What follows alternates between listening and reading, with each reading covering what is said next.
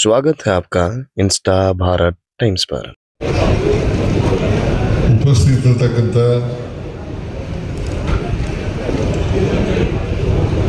Muslim ಸಮುದಾಯದ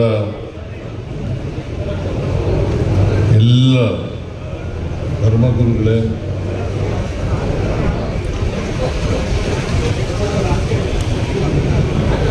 ಈ ಕ್ಷೇತ್ರದ ಶಾಸಕರು, ಕಂದಾಯ ಸಚಿವರು ಆದಂಥ ಶ್ರೀ ಕೃಷ್ಣ ಬೈರೇಗೌಡ ಅವರೇ, ಪೌರಾಡಳಿತ ಮತ್ತು ಹಜ್ ಇಲಾಖೆಯ ಸಚಿವರಾದಂಥ ಶ್ರೀ ರಹೀಂ ಖಾನ್ ಅವರೇ, ಮುಖ್ಯ ಸಚೇತಕರಾದಂಥ ಶ್ರೀ ಸಲೀಂ ಅಹಮದ್ ಅವರೇ,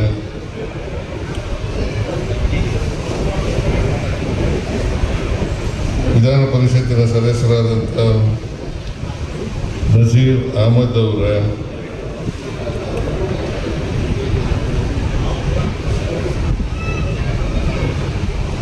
ಶಾಸಕರಾದಂಥ ಶ್ರೀ ರಿಜ್ವಾನ್ ಅರ್ಷದ್ ಅವರೇ,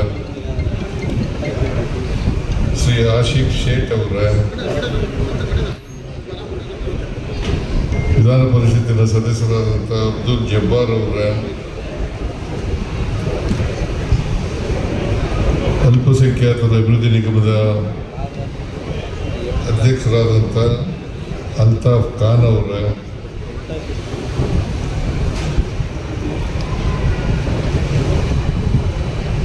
ಹಜ್ ಸಮಿತಿಯ ಅಧ್ಯಕ್ಷರಾದಂಥ ಶ್ರೀ ಜುಲ್ಫಿಕರ್ ಅಲಿ ಖಾನ್ ಅವರೇ,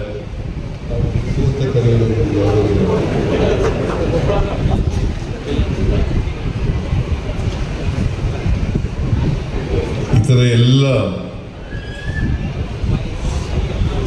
ಹಜ್ ಸಮಿತಿಯ ಸದಸ್ಯರುಗಳೇ, ಇತರ ಎಲ್ಲ ಮುಸಲ್ಮಾನ್ ಸಮುದಾಯದ ಮುಖಂಡರುಗಳೇ,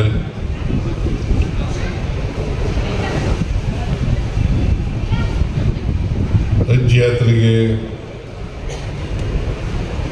ಹೊರಟಿರ್ತಕ್ಕಂಥ ಎಲ್ಲ ಮುಸಲ್ಮಾನ್ ಬಾಂಧವರೇ, ತಾಯಂದಿರೇ, ಮಾಧ್ಯಮದ ಗೆಳೆಯರೇ, ಇತರ ಎಲ್ಲ ಸ್ನೇಹಿತರೆ,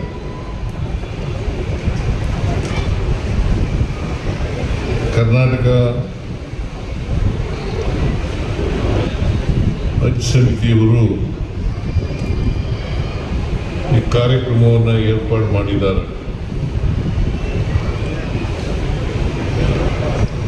ನನಗೆ ಬರಲೇಬೇಕು ಅಂತೇಳಿ ಜಮೀರ್ ಅಹಮದ್ ಖಾನ್ ಅವರು ಮತ್ತು ರಹೀಂ ಖಾನ್ ಅವರು ಇಬ್ಬರು ಕೂಡ ನೀವು ಯಾವಾಗಲೂ ತಪ್ಪಿಸ್ಕೊಂಡಿಲ್ಲ, ಈ ಕಾರ್ಯಕ್ರಮಕ್ಕೂ ಕೂಡ ತಪ್ಪಿಸ್ಕೋಬಾರ್ದು ಅಂತ ಹೇಳಿದ್ರು. ನಾನು ಬಂದೇ ಬರ್ತೀನಿ ಅಂತ ಹೇಳಿದೆ. ಆದರೂ ಕೂಡ ಅವರು ಜಮೀರೇ ಇಲ್ಲ, ಇದು ಹೇಳಕ್ಕೆ ಹೋಗಿರ್ಬೇಕು.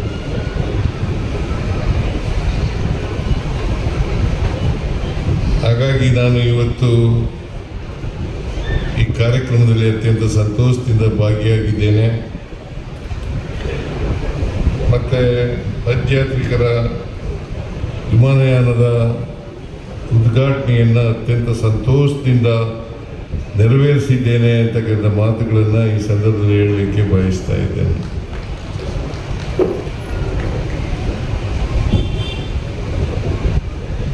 ಪ್ರತಿಯೊಬ್ಬ ಮುಸ್ಲಿಮನು ಕೂಡ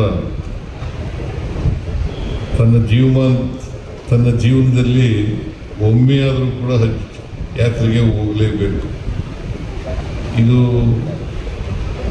5 ಆಧಾರ ಸ್ತಂಭಗಳಲ್ಲಿ ಹಜ್ ಯಾತ್ರೆಗಳು ಕೂಡ ಆಚರಣೆ ಮಾಡ್ತಕ್ಕಂಥದ್ದು ಕೂಡ ಒಂದು ಅಂತಕ್ಕಂಥ ಮಾತುಗಳನ್ನು ಹೇಳಲಿಕ್ಕೆ ಬಯಸ್ತಾ ಇದ್ದೇನೆ.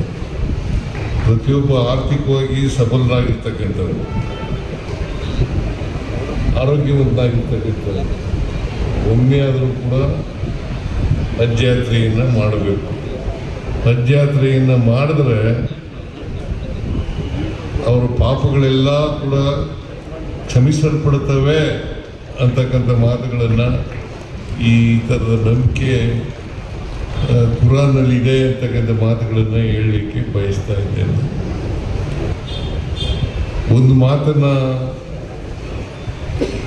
ಕುರಾನ್ನಲ್ಲಿರ್ತಕ್ಕಂಥ ಮಾತುಗಳನ್ನು, ಈಗ ಅಪರಾಧ ಮಾಡದೇ ಇರ್ತಕ್ಕಂಥ ಒಬ್ಬನ ಕೊಂದಾಕಿದ್ರೆ ಅದು ಇಡೀ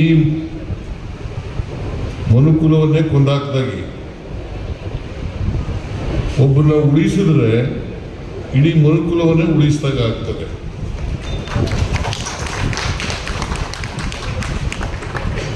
ಅದರಿಂದ ಪ್ರತಿಯೊಬ್ಬನು ಕೂಡ ಹಜ್ ಯಾತ್ರೆಯನ್ನು ಮಾಡುವಾಗ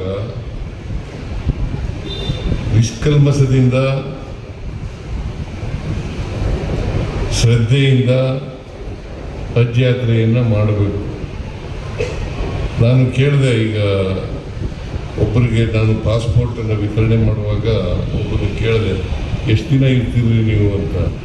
46 ದಿನ ಇರ್ತೀನಿ ಅಂತ ಹೇಳಿದ್ರು. ಆ 46 ದಿನ ಇರುವಾಗ ಪ್ರಾರ್ಥನೆ ಮಾಡ್ತಲೇ ಇರಬೇಕು. ಪ್ರಾರ್ಥನೆ ಮಾಡುವಾಗ ನಮ್ಮ ಸರ್ಕಾರಕ್ಕೂ ಕೂಡ ಒಳ್ಳೆಯದಾಗಲಿ ಅಂತೇಳಿ ಪ್ರಾರ್ಥನೆಯನ್ನು ಮಾಡಬೇಕು ಅಂತ ಮಾತುಗಳನ್ನು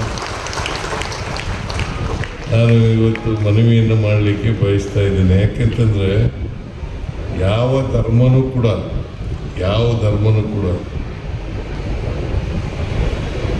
ದ್ವೇಷ ಮಾಡಿ ಅಂತ ಹೇಳಲ್ಲ. ಯಾವುದಾದ್ರು ಧರ್ಮ ಹೇಳ್ತದ, ಹಿಂದೂ ಧರ್ಮ ಹೇಳ್ತದ, ಇಸ್ಲಾಂ ಧರ್ಮ ಹೇಳ್ತದ, ಕ್ರೈಸ್ತ ಧರ್ಮ ಹೇಳ್ತದ, ಯಾವ ಧರ್ಮನೂ ಹೇಳಲ್ಲ. ಆದರೆ ಮನುಷ್ಯರಾದಂಥ ನಾವು ಇದನ್ನೆಲ್ಲ ಬೆಳೆಸ್ಕೊಂಡಿರ್ತಕ್ಕಂಥದ್ದು, ಪರಸ್ಪರ ದ್ವೇಷ ಮಾಡ್ತಕ್ಕಂಥದ್ದು, ಅದು ಯಾವ ಧರ್ಮದಲ್ಲೂ ಹೇಳಿಲ್ಲ, ಕುರಾನ್ನಲ್ಲೂ ಕೂಡ ಹೇಳಲಿಕ್ಕೆ ಸಾಧ್ಯ ಇಲ್ಲ. ಆದ್ದರಿಂದ ಪ್ರತಿ ಧರ್ಮದಲ್ಲಿಯೂ ಕೂಡ ಪ್ರೀತಿಸು, ಇನ್ನೊಬ್ಬರನ್ನ ಕರುಣೆಯಿಂದ ನೋಡು, ಇನ್ನೊಬ್ಬರಿಂದ ಭ್ರಾತೃತ್ವದಿಂದ ನೋಡು ಅಂತ ಹೇಳ್ತದೆ ಹೊರತು ದ್ವೇಷ ಮಾಡಿ ಅಂತ ಹೇಳಲ್ಲ, ಪ್ರೀತಿಸಿ ಅಂತ ಹೇಳ್ತದೆ. ನಿಜವಾದ ಧರ್ಮ ಯಾವುದು ಗೊತ್ತಾ? ನಿಜವಾದ ಧರ್ಮ ಮಾನವೀಯತೆ. ನಿಜವಾದ ಧರ್ಮ ಮಾನವೀಯತೆ. ಮನುಷ್ಯನನ್ನು ದ್ವೇಷಿಸಬಾರ್ದು, ಯಾವಾಗಲೂ ಕೂಡ ಇನ್ನೊಬ್ಬರನ್ನ ಪ್ರೀತಿಸ್ತಕ್ಕಂಥದ್ದೇ ಮಾನವೀಯತೆ. ಇದೇ ನಿಜವಾದಂಥ ಧರ್ಮ ಅಂತಕ್ಕಂಥ ಮಾತುಗಳನ್ನು ಈ ಸಂದರ್ಭದಲ್ಲಿ ಹೇಳಲಿಕ್ಕೆ ಬಯಸ್ತಾ ಇದ್ದೇನೆ. ನೀವೆಲ್ಲ ಯಾತ್ರೆಗೆ ಹೊರಟಿದ್ದೀರಿ, ಹಜ್ ಯಾತ್ರೆಗೆ ಹೊರಟಿದ್ದೀರಿ, ಒಳ್ಳೆಯದಾಗಲಿ ನಿಮಗೆ.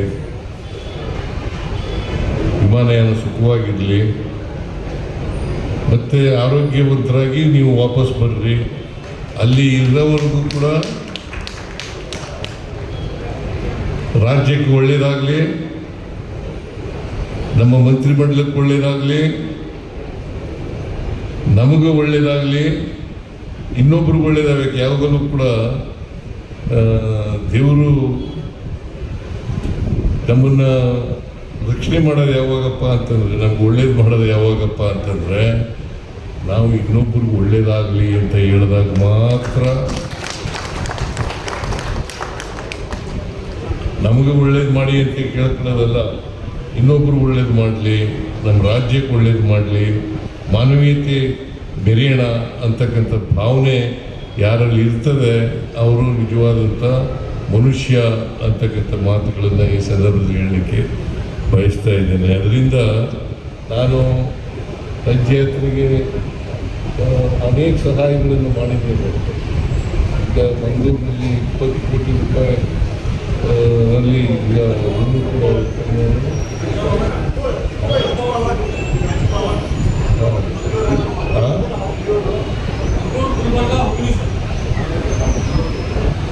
20 ಕೋಟಿ ರೂಪಾಯಿ ಕೊಟ್ಟಿದ್ದೀನಿ. ಮಂಗಳೂರಿಗೂ ಕೊಟ್ಟಿದ್ದೀನಿ, ಹುಬ್ಳಿ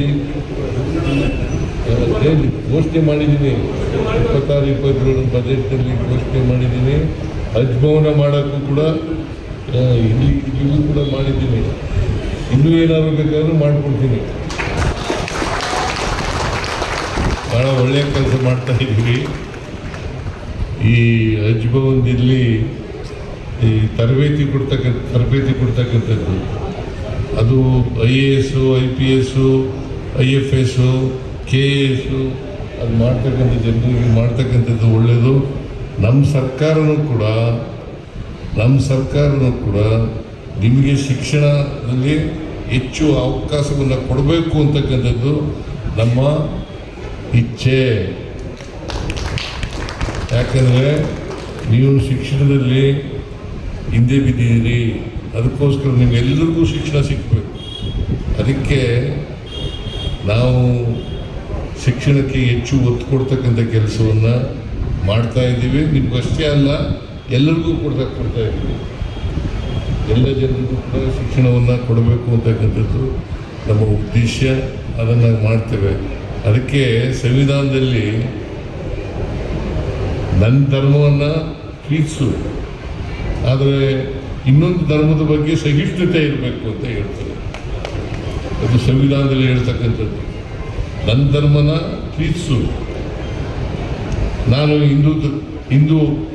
ಹಿಂದೂ ಧರ್ಮದಲ್ಲಿ ಹುಟ್ಟಿದ್ದೇನೆ, ಆದರೆ ಇಸ್ಲಾಂ ಧರ್ಮವನ್ನು ದ್ವೇಷಿಸಬಾರ್ದು. ಸಹಿಷ್ಣುತೆ ಇರಬೇಕು. ಆ ಸಹಿಷ್ಣುತೆ ಎಲ್ಲರೂ ಬೆಳೆಸ್ಕೊಂಡ್ರೆ ಭಾಳ ಒಳ್ಳೆಯದು ಅಂತಕ್ಕಂಥ ಮಾತುಗಳನ್ನು. ಯಾಕೆಂತಂದರೆ ಭಾರತ ದೇಶ ಇದೆಯಲ್ಲ, ಅನೇಕ ಜಾತಿಗಳು, ಅನೇಕ ಧರ್ಮಗಳು ಇರ್ತಕ್ಕಂಥ ದೇಶ. ಈ ದೇಶದಲ್ಲಿ ನಾವು ಬಾಳುವಾಗ ಪರಸ್ಪರ ಸೌಹಾರ್ದತೆಯಿಂದ ಬೆಳೆಸಬೇಕು. ಅದಕ್ಕೋಸ್ಕರನೇ ನಮ್ಮ ಸಂವಿಧಾನದಲ್ಲಿ ಮೂಲ ತತ್ವಗಳೇನಪ್ಪ ಅಂತಂದರೆ ಸ್ವಾತಂತ್ರ್ಯ, ಸಮಾನತೆ, ಭ್ರಾತೃತ್ವ. ಸ್ವಾತಂತ್ರ್ಯ, ಸಮಾನತೆ, ಭ್ರಾತೃತ್ವ. ಇದನ್ನು ನಾವೆಲ್ಲರೂ ಕೂಡ ಬೆಳೆಸ್ಕೊಂಡಾಗ ಮಾತ್ರ ಒಳ್ಳೆಯದಾಗ್ತದೆ ಅಂತಕ್ಕಂಥ ಮಾತುಗಳನ್ನು ಹೇಳಲಿಕ್ಕೆ ಬಯಸ್ತೇನೆ. ನೀವೆಲ್ಲರೂ ಒಳ್ಳೆಯದಾಗಲಿ, ನಿಮ್ಮ ಪ್ರಯಾಣ ಸುಖಕರವಾಗಿರಲಿ, ಪ್ರಾರ್ಥನೆ ಮಾಡಿ. ನಿಮಗೂ ಒಳ್ಳೆಯದಾಗಲಿ, ನನಗೂ ಒಳ್ಳೆಯದಾಗಲಿ, ರಾಜ್ಯಕ್ಕೆ ಒಳ್ಳೆಯದಾಗಲಿ, ಸರ್ಕಾರಕ್ಕೆ ಒಳ್ಳೆಯದಾಗಲಿ ಅಂತಕ್ಕಂಥ ಪ್ರಾರ್ಥನೆಯನ್ನು ನೀವು ಮಾಡಿ. ಜೊತೆಗೆ ಬೆಳೆ, ರಾಜ್ಯದ ಬೆಳೆ ಚೆನ್ನಾಗಾಗಲಿ ಅಂತ ಕೂಡ ಪ್ರಾರ್ಥನೆ ಮಾಡಿ ಅಂತ ಹೇಳಿ ನಿಮ್ಮಲ್ಲಿ ಮನವಿ ಮಾಡಿ ನನ್ನ ಮಾತುಗಳನ್ನು ಮುಗಿಸ್ತೇನೆ. ಜೈ ಹಿಂದ್, ಜೈ ಕರ್ನಾಟಕ, ಜೈ ಸಂವಿಧಾನ್.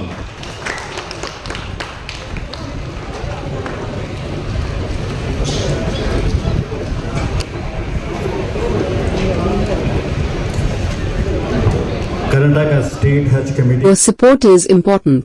Please don't forget to subscribe.